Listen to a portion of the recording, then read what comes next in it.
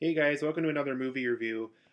Today I'm actually going to be talking about a documentary that I found out probably a couple of weeks ago and didn't get around to seeing until just recently.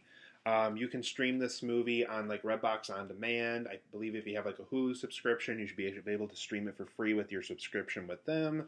I think quite a few streaming services have this one. I think Fandango now has this one as well.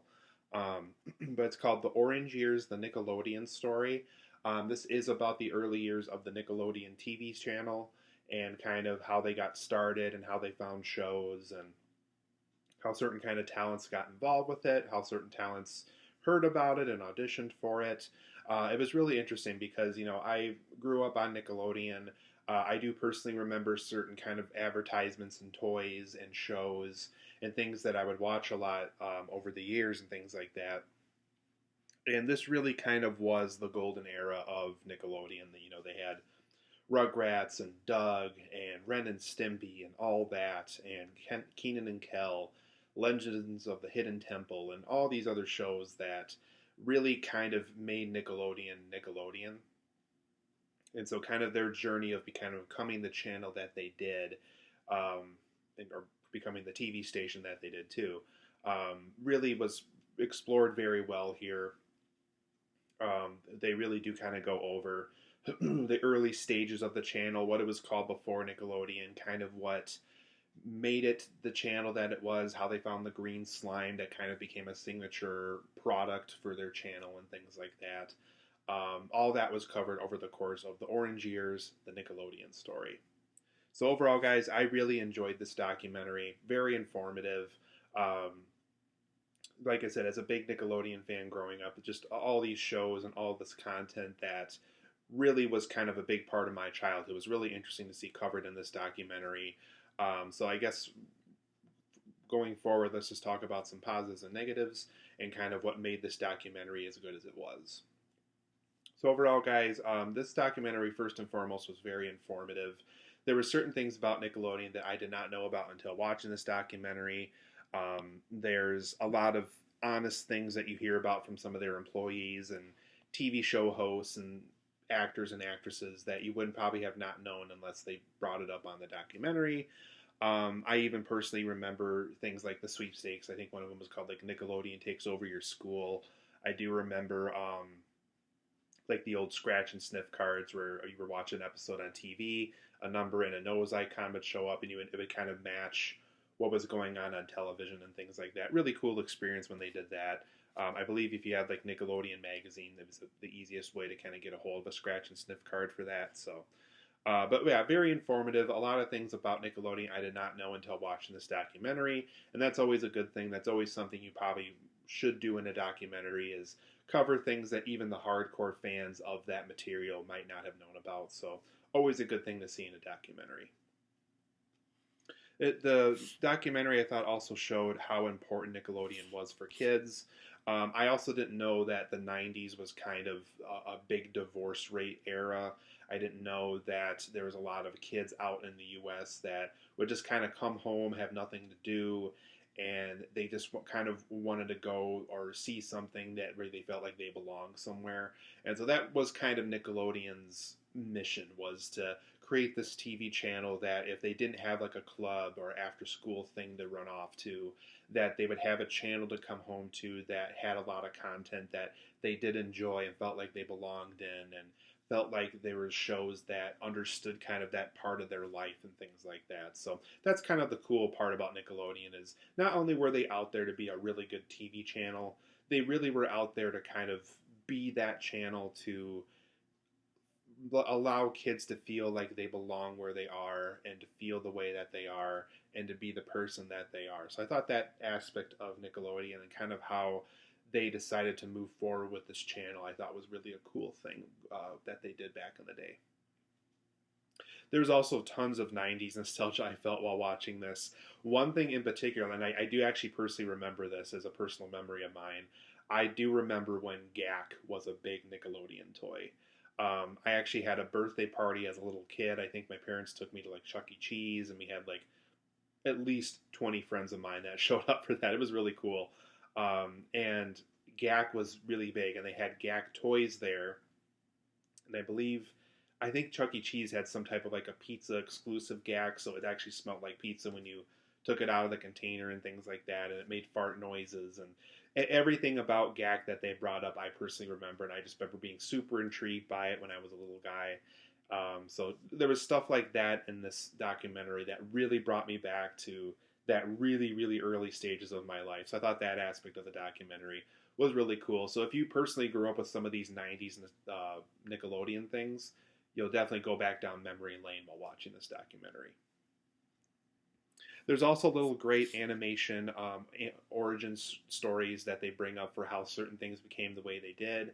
They kind of talked about how the creator of Nickelodeon, how she found her shows and kind of what allowed other shows to get picked up by Nickelodeon over the years as a result of the success of the things that she did get a hold of right away for shows. How You Can't Do That on Television became one of their big hit shows, and that kind of allowed other shows to come in and really kind of form the channel the way that it did. And so these little animations that they had throughout the documentary I thought were very good. Sometimes in a documentary you have the option of like either photos or archive film or something that kind of shows what was going on in that event. Sometimes that kind of material doesn't really exist. It was just kind of a meeting that was closed to the public eye and things like that. So as a result, you have to animate it or do something that you didn't have to personally be there in order to show how it occurred in the documentary and things like that. So I liked how the animations were handled in this documentary. I also like how the documentary shows just how big the Nickelodeon merchandise and the sweepstakes were. And like I said, I do personally remember seeing those advertisements for Nickelodeon takes over your school and things like that. I also do remember Snick. Snick was it was like the Saturday night lineup for big Nickelodeon shows. So it was kind of like, if there were those who watched Cartoon Network, it was called Cartoon Fridays, where it was like a big Friday lineup. Everything was like a new episode for the shows and things like that. Snick was kind of Nickelodeon's version of that, and it happened on Saturday nights.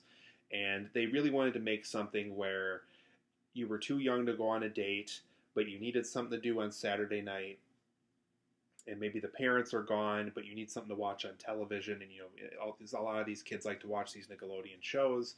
So as a result, Snick was born. I also do remember Nick at Night and Nick Jr. I also do personally remember seeing Face on TV. Face was kind of the guy that would introduce the Nick Jr. shows. He'd be like, "I'm Nick Jr." And like he would introduce little shows like that. Like for Blue's Clues and Rugrats and things like that for kids in the morning. So that was kind of, if you grew up in the 90s, you remember Face, and you kind of remember him introducing all these shows. I think they did bring him back at one point, but I don't know. I don't know what the current state of Nick Jr. is, if it's even still around anymore. But yeah, it was cool to see all these things that I do personally remember seeing on Nickelodeon back in the day. I also like to see all of these interviews that they did with these employees and hosts and actors and actresses of Nickelodeon. One of them was basically straight up said that he quit Nickelodeon just because he was a TV show host of this really popular show. I think it was Double Dare, I think it was called. I vaguely remember that one. I remember more so like Legends of the Hidden Temple and Slime Time Live and things like that were the shows that I personally remembered a little bit more. But he basically said he had one of his kids come up to him one day and be like, "How come you're spending time with everybody else's kids except with us?" And so basically he took it to heart, and he flew back to his home like literally the next day after his kid told him that, and he apparently quit Nickelodeon, moved on to something else, and like anybody, valued family more than anything else, which anybody should do if they feel that way. So. It was great to kind of see these great and honest employees kind of honestly talking about things. I also didn't know that when Kenan Thompson went to the Nickelodeon Takes Over Your School event, because I guess he was one of the celebrities that showed up for that, he had like a bad stomach flu. So unfortunately, I guess he spent most of the time in the bathroom in that school. And so he only kind of showed up for like the photos and things that were like Kenan and Kel exclusive and things like that. So I kind of felt sorry for the guy, because like it was this big... I guess a Florida school won the sweepstakes too, but like I guess I just felt sorry for this guy for like being in this bathroom for most of this big Nickelodeon event that he basically was his life at this point with Kenan and Kel and all that. And here he is in the bathroom just kind of letting the event happen while this stomach flu is passing through him and things like that. So you just kind of felt sorry for the guy after finding out about that and things like that. So, but for my negatives of the Orange Years, I thought more noteworthy shows could have been covered. Two shows in particular where they're just kind of covered in a montage, but they don't really talk about them very much, are Hey Arnold and Ah Real Monsters. Because both shows had like video games and movie spin-offs and merchandise, and I actually do personally remember owning the Super Nintendo game of Ah Real Monsters. And I actually had the Game Boy game of one of the Ren and Stimpy games, I think. Um, so I thought certain things like that could have been covered a little bit more. Sorry, it's something in my eye right there. There we go. So I thought certain things like that could have been covered a little bit more. Because, yeah, they cover, the really big stuff. Doug in particular, they had a lot of thoughts of when they were covering that. But I just thought more shows could have been covered as a big Nickelodeon fan. And it just would have been cool to see kind of what Hey Arnold did for Nickelodeon and things like that. They also really didn't go over how Nickelodeon moved forward. They talked about the CEO moving on, a lot of the people that were originally in these shows moving on, but they never really said, basically they just said that when SpongeBob was acquired for the channel and that when SpongeBob became big, that's kind of when Nickelodeon went through a shift. And they didn't really talk over what exactly that shift was. I don't know if they just didn't have the right people to kind of talk about that transition. Also with Nickelodeon Studios closing in Florida at the time and things like that. So they didn't really talk about how the channel moved forward very much. They just basically said it closed and people moved on. So I thought that aspect could have been better handled in the third act of this documentary. It's just what exactly happened to Nickelodeon, how did they move forward from that. They also didn't really go over where Nickelodeon stands today and kind of what they like and don't like about Nickelodeon now and things like that. So I thought that aspect of this documentary could also have been better handled. So I'm going to give The Orange Years, the Nickelodeon story, a 8.5 out of 10. I think it's a really well-made documentary. I think there's a lot of great things about it. I think if you're a Nickelodeon fan like I am, especially from Nickelodeon back in the day in the 90s, I think you're going to really have a big blast with this documentary. It's really a lot of fun.